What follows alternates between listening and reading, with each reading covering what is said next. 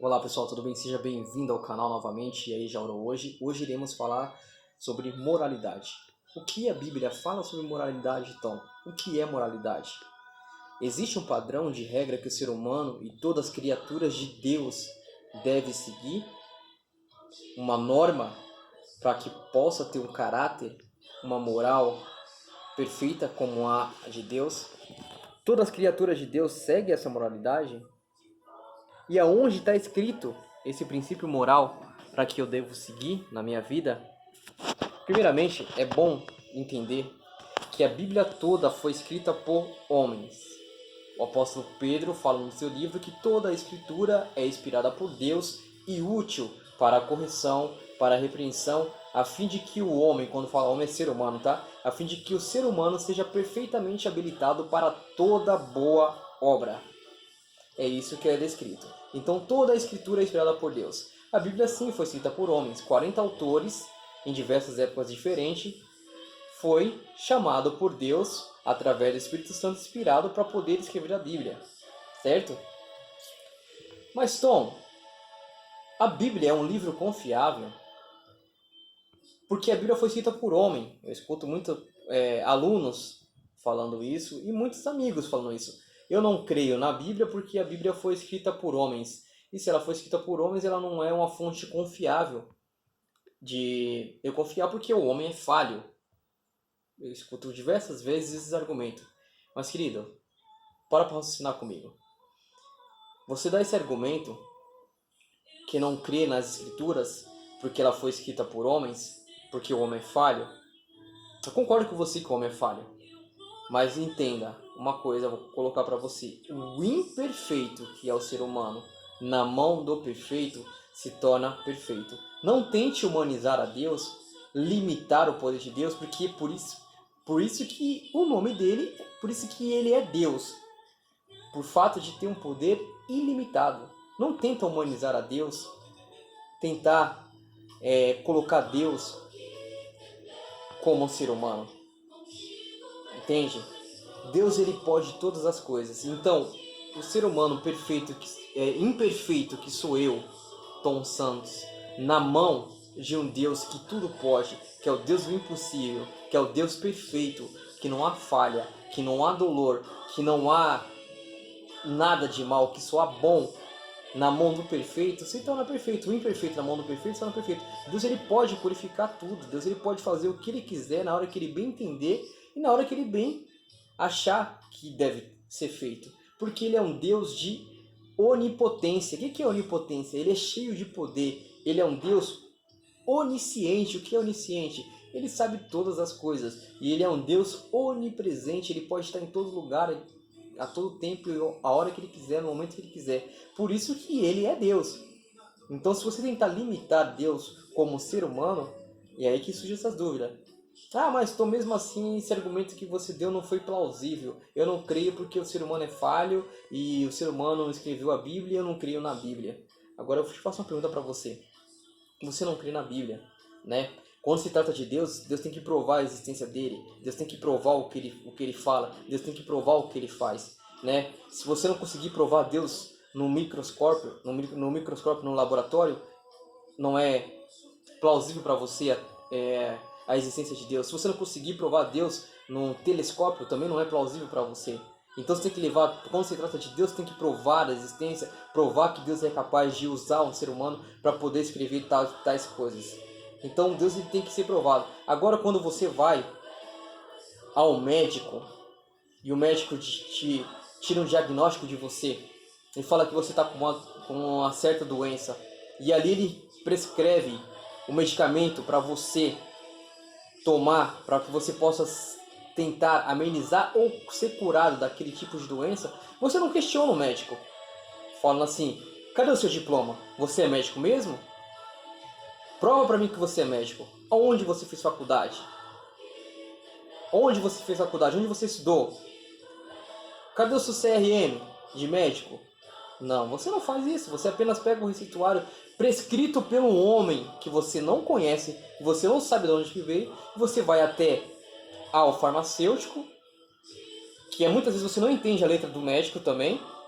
Você vai até o farmacêutico confiando que aquele receituário que o médico te deu e aquele receituário que está sendo traduzido pelo farmacêutico é o medicamento certo que vai te curar. Entende? Então a gente tem fé em tão poucas coisas, mas quando trata de Deus, a gente quer provar a Deus ou quer falar, não creio nisso. Então você crê no receituário médico, você não pede, você não questiona, você crê no homem. Né? Quando você vai na padaria pedir um pão, você não pergunta de onde que veio esse pão, você não sabe, você não pergunta quem foi o padeiro, qual foi a procedência daquele pão, qual foi o receituário que fez aquele pão, quando ele foi feito, porque ele foi feito, simplesmente você traz para casa e você coloca na sua boca confiando que aquilo ali está tudo certo. Se for um veneno, se o médico te deu um diagnóstico que você está com pneumonia e ali ele prescreve um remédio para você tomar a penicilina, que é um remédio contra a pneumonia. Mas quem garante que realmente ele prescreveu a penicilina? De repente ele preveu para você ali, escreveu se é anureto, que é um remédio, um veneno. E aí? Você simplesmente crê e vai lá e compra o remédio, crendo que o médico passou o remédio certo para você. Você vai lá no padeiro, come, pega o pão, compra o pão, leva para sua casa, dá para seus filhos e dá para seus filhos e come e não questiona de onde que veio a procedência. Agora, quando se trata de Deus, tem que ser questionado, Deus tem que provar para você a existência dele. Você entende aonde o inimigo quer chegar? Você entende aonde o mal que habita no ser humano, que é o pecado, quer te levar? Por isso que o apóstolo Paulo, nas cartas aos Romanos, ele falou assim que o nosso pecado faz separação entre nós e o nosso Deus. Você entende? Então, Tom, o tema hoje é moralidade. O que é moralidade? Então, eu quis colocar esse assunto, dar essa introdução para você entender um pouco sobre a moralidade, para poder falar. A Bíblia, sim, ela foi escrita por homens, inspirada por Deus, sim. Mas existe uma parte da Bíblia que Deus não permitiu que o homem escrevesse, que foi o próprio Deus que desceu à terra e escreveu com seu dedo, que é o tema do canal hoje, a lei moral, moralidade. Por que, Tom, Deus não permitiu que o homem escrevesse essa parte da Bíblia? Ele permitiu que Deus permitiu que o homem escrevesse 98% da Bíblia, mas essa parte não permitiu, porque a lei moral é o próprio caráter de Deus. É a lei que rege todo o universo. É a lei que rege todos os mundos. É a lei que rege o céu. Então Deus ele desceu e escreveu no seu próprio dedo a lei de Deus. A lei moral é uma lei tão santa e tão eterna como o próprio Deus, porque é o caráter do nosso Deus. Por isso que fala lei moral. Essa lei é uma lei imutável, é uma lei que não tem como ser mudada, é uma lei que se tornará, que é eterna. Ela foi criada por Deus e ela é perpétua, ela não tem validade, ela é eterna para todas as criaturas de Deus, porque é o próprio caráter de Deus. Por isso que ele escreveu em uma tábua, resumindo em 10 mandamentos. Ali está a lei moral. Essa lei é tão imutável, ela não pode ser mudada, que o próprio Deus se fez carne para vir nesse mundo, para morrer, para pagar o preço que foi a transgressão dessa lei descrita por ele mesmo. O próprio Deus ele não muda a lei. A própria morte de Cristo na cruz comprova a validade da lei, a eternidade da lei. Você entende? Então a própria morte de Cristo mostra que a lei é imutável. Porque se pudesse mudar a lei de Deus, que ele mesmo descreveu, ele mudaria, ele não precisava vir morrer, sofrer todo o sacrifício. Porque o salário do pecado é a morte, porque o pecado é a transgressão da lei, segundo o apóstolo Paulo, que fala na palavra de Deus. O que é pecado? O pecado é a transgressão da lei. E o salário do pecado é a morte. Então, por fato de não poder mudar essa lei que ele escreveu com seu próprio dedo, que é o seu caráter, ele morreu para pagar o preço da transgressão dessa lei, que é a morte. E ele morreu por mim e por você, para poder dar a vida eterna para mim e para você. Então, se o salário do pecado é a morte, o salário de não pecado é a vida. Então Cristo viveu aqui nessa terra 33 anos, ele nunca pecou. Por fato dele nunca ter pecado, ele não merecia morte, ele não ganharia a morte por direito, sim a vida. E foi isso que aconteceu. Por ele viver 33 anos aqui nessa terra e nunca ter pecado, ele ganhou a vida. E essa vida que ele ganhou, ele transferiu para toda a humanidade. E a morte que toda a humanidade adquiriu pelo pecado, ele assumiu o preço. Você entende a profundidade desse amor? E você entende o quão grande é importante essa lei moral? E aonde está escrito, Tom, essa lei moral? Se todas as religiões que existem no mundo hoje, 7 bilhões de religiões denominadas cristãs no mundo hoje, se todas essas religiões seguissem esse padrão moral, que é os 10 mandamentos, descrito pelo dedo de Deus, lá em Êxodo, onde está isso, Tom, escrito? Êxodo, vou falar agora, em Êxodo, capítulo 20, a partir do versículo 1 em diante, se toda religião, se toda doutrina eclesiástica fosse aplicada pela a lei moral, pelos 10 mandamentos descritos pelo dedo de Deus, Cristo já teria voltado nesse mundo e nós não estaríamos sofrendo as consequências do pecado.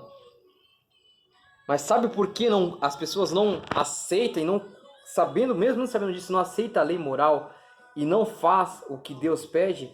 Porque é mais cômodo eu adaptar Deus às minhas necessidades do que eu se adaptar às necessidades que Deus pede para mim. É por isso que cada dia surge uma religião no mundo com filosofias, com nome bonito, com teorias e teoremas, com várias coisas, mesclado filosofia com religião, mesclado mentira com verdade, mesclado achismo. A Bíblia, ela nunca foi, nunca é e nunca será um livro interpretativo, querido. Como você fala, cada um interpreta da sua maneira, está errado. A Bíblia é um livro guia. O que está escrito e ponto final. Não tem que ser, essa é a sua interpretação. Não existe essa sua interpretação. Se lá está escrito é azul, se lá está escrito tem que guardar, que tem que aceitar esse mandamento, tem que ser guardado. Abre aspas. Você não guarda os mandamentos da lei moral escrito por dedo de Deus para ser salvo. Fecha aspas. Você guarda os mandamentos por gratidão, porque você já foi salvo por Cristo Jesus. Entende? Então, guardar mandamentos não significa que você vai ser salvo, que você adquiriu a salvação por você estar guardando os 10 mandamentos escritos pelo dedo de Deus. Que é a lei que rege todo o universo, que é a lei que rege todos os mundos não caídos em pecado, que é a lei que rege todos os céus. Não, isso não garante para você. Isso não garante para você salvação. Você guarda a lei porque você já foi salvo por Cristo. É uma forma de gratidão. E é a única forma de você poder moldar o seu caráter com o caráter de Deus. De você viver um pré-céu aqui na terra. Para você adquirir o céu, o mundo vindouro de paz, amor, aonde Deus cumprirá a sua promessa que Ele enxugará dos olhos todas as lágrimas, não haverá mais pranto, nem luto, nem dor, é necessário você viver um pré-céu aqui na terra, obedecendo e guardando as suas leis, obedecendo e guardando no seu coração a lei que é o caráter de Deus. Por isso o salmista escreveu no Salmo 119, o salmista escreveu: escondo a tua lei no meu coração, ó Deus, para não pecar contra ti. É por isso que o salmista escreveu isso. Eu escondo, eu me deleito em fazer a tua vontade, ó Deus. Dentro do meu coração está a tua lei. Mais uma vez repetindo, você não é salvo por guardar a lei. Você é salvo unicamente pela graça de Cristo, mas a lei é consequência da salvação pela graça. Você guarda a lei por gratidão, por fato de você ser salvo por Deus. Por fato também de você vai viver no mundo vindouro, a qual todas as criaturas de Deus que não caíram em pecado guardam essa lei, a qual todo o céu obedece essa lei. Essa lei é tão santa que ela se encontra no santuário celestial lá no céu.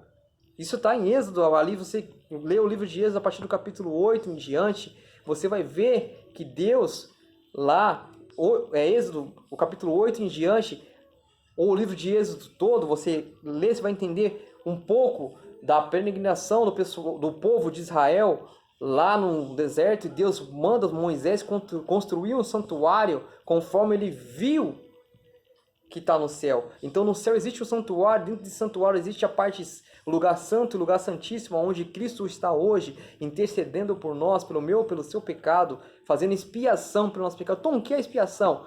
Cristo está intercedendo, mostrando que o seu sangue é purificador, que purifica o nosso pecado quando você aceita Ele como seu Salvador. E dentro desse santuário, lugar santo, lugar santíssimo, onde Deus aparece, onde Cristo faz intercessão, está a Arca da Aliança, e dentro dessa arca está lá a tábua dos 10 mandamentos. Lá dentro está os mandamentos de Deus, a qual Deus escreveu com seu próprio dedo, que é imutável. Entende? Então, todo julgamento há uma lei.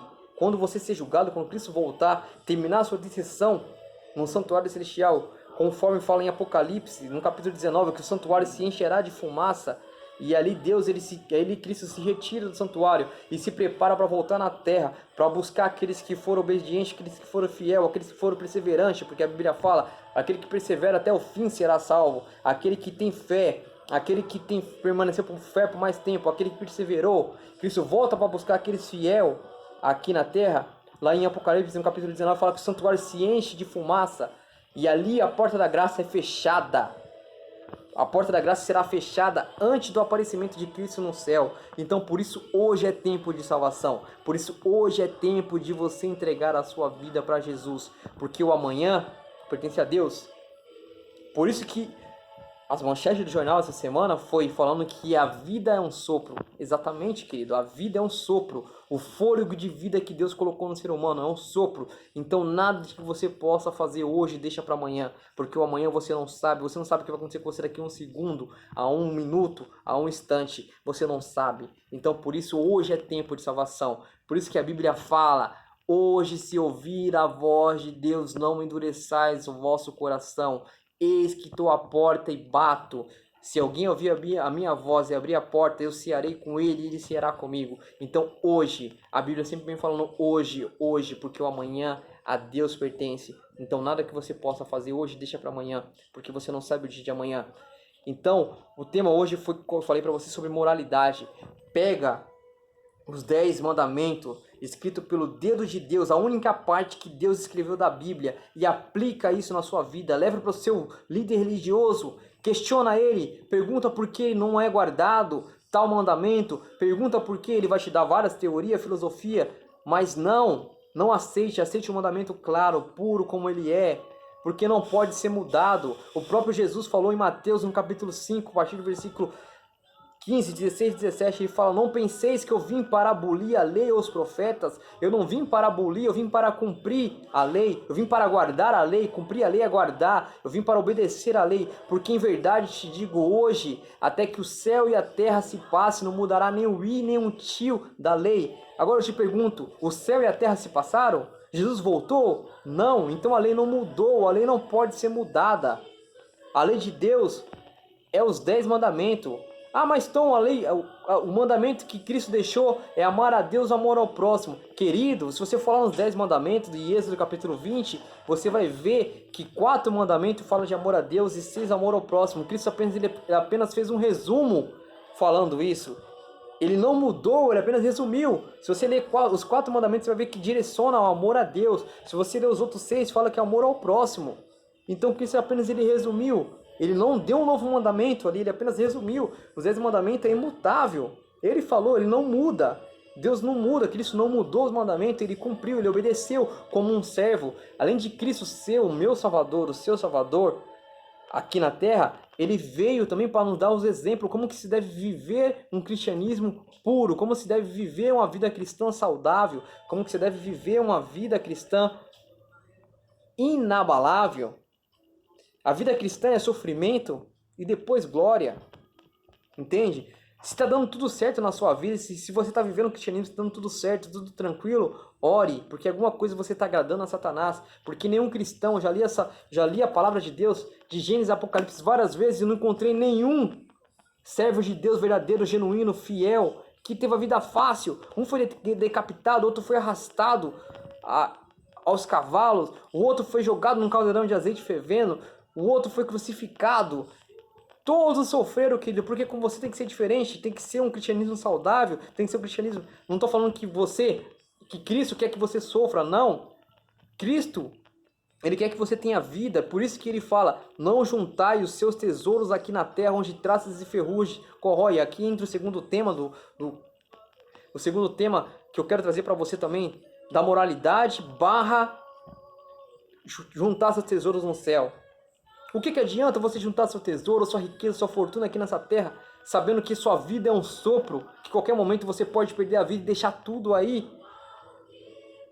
Na morte você não leva nada, você apenas leva o seu caráter. Por isso que eu estou te falando da moralidade, da lei moral, de você adaptar o caráter de Deus ao seu caráter aqui na terra. Por isso que Deus desceu do céu e fez questão de escrever na tábua de pedra os seus mandamentos. Pedra significa eternidade.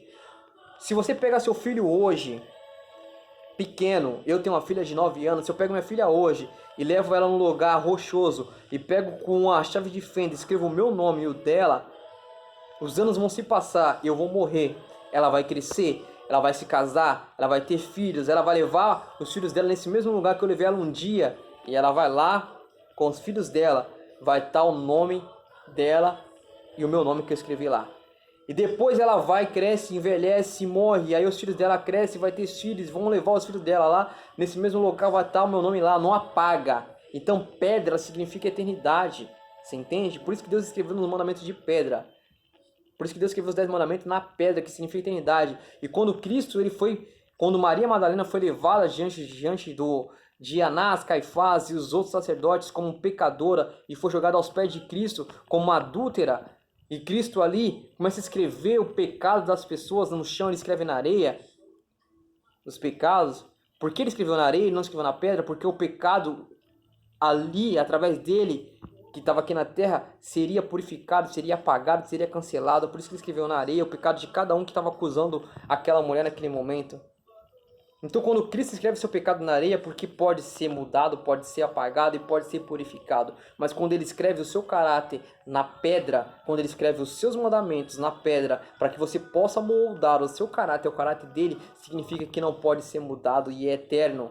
E esse mesmo caráter é regido todo o universo, o céu, a terra, e todos têm que ser guardados. E no novo céu, na nova terra, conforme fala no livro de Isaías, eis que trago o novo céu e a nova terra diante de vocês, estará diante de mim o vosso nome e a vossa perdição, e será uma alegria de um dia santo do outro dia, e verão todas as carnes me adorar, diz ao Senhor. É assim que Isaías fala. Você entende, querido? Então não pode ser mudado. No novo céu e nova terra esse mandamento será exaltado e levantado, que é o caráter de Deus. Então no novo céu e nova terra não vai ter matar, não vai ter roubar, não vai ter adulterarás, não vai ter falsos testemunhos, não vai ter outros deuses, não vai ter imagens, esculturas. Então esses mesmos mandamentos, que é os 10 mandamentos lá que está escrito, vai ser os mandamentos que vai ser guardado no novo céu e nova terra, e é guardado por todos os mundos criados por Deus, querido.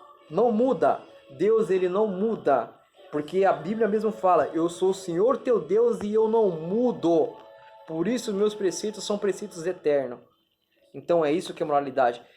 Quer encontrar a genuína santificação? Quer encontrar a genuína, verdadeira religião deixada por Deus aqui na terra? Vai em Êxodo capítulo 20. E vai no seu líder religioso. E fala, por que a gente não guarda isso? Por que a nossa doutrina religiosa não é baseada nesses 10 preceitos escritos pelo dedo de Deus? A única parte que Deus escreveu da Bíblia, por que nós não guardamos? Mas não fique com filosofia e explicação dele que não seja coerente com o que condiz da Bíblia. Os mandamentos têm que ser guardados dentro da ênfase, dentro da lei, dentro daquilo outro. E curas e milagres que Cristo fez não quebrou o mandamento, não aboliu o mandamento, porque curas e milagres e bondade não quebra mandamento, entende?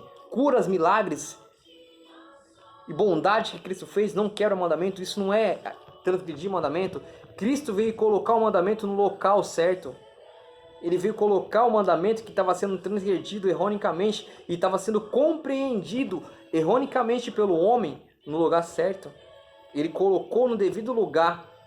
Ele não transgrediu. Então não use o nome de Cristo, porque isso é uma blasfêmia. Quando você fala que Cristo fez isso, sem ele ter feito, você está caindo no segundo mandamento, não tomará o nome de Deus em vão, porque ele não fez isso. Ele não veio cancelar mandamento, ele não veio abolir mandamento, ele veio para cumprir. Mateus capítulo 5, versículos 15, 16 e 17, ele fala isso. Entende? O Espírito Santo também não tira mandamento. Os discípulos também não mudaram o mandamento. Se você for no livro de Apocalipse, onde fala das 7 igrejas, a igreja de Éfeso, que é a igreja primitiva, a igreja pura, que era fundada, a igreja pelos apóstolos, que era a igreja de Éfeso, que era a igreja que a liderança era Pedro, era João, era Paulo, que eram os apóstolos naquele momento, lá aquela igreja que era a igreja pura. Você vai ver que a base da igreja era a lei de Deus. Depois a igreja foi se corrompendo quando Satanás começou a penetrar dentro das religiões e tentar perverter a mente do homem. Então, querido, pega essa lei, guarda essa lei no seu coração, obedeça essa lei, porque essa lei é eterna.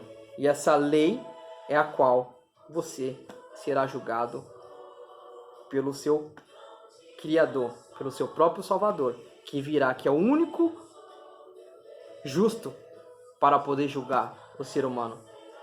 Então, o outro ser humano não pode julgar você. Outro ser humano não pode julgar você. Outro ser humano não pode advogar em pró de outro ser humano. Então, somente Cristo Jesus. Eu não estou aqui para te julgar. Eu não estou aqui para te apontar. Eu não estou aqui para falar que você está errado. Eu estou aqui para abrir os seus olhos. Tirar dos seus olhos a areia. Tirar a trave dos seus olhos. E poder te mostrar o verdadeiro sentido da vida, que é Cristo Jesus obedecendo e guardando os seus preceitos porque Ele te salvou.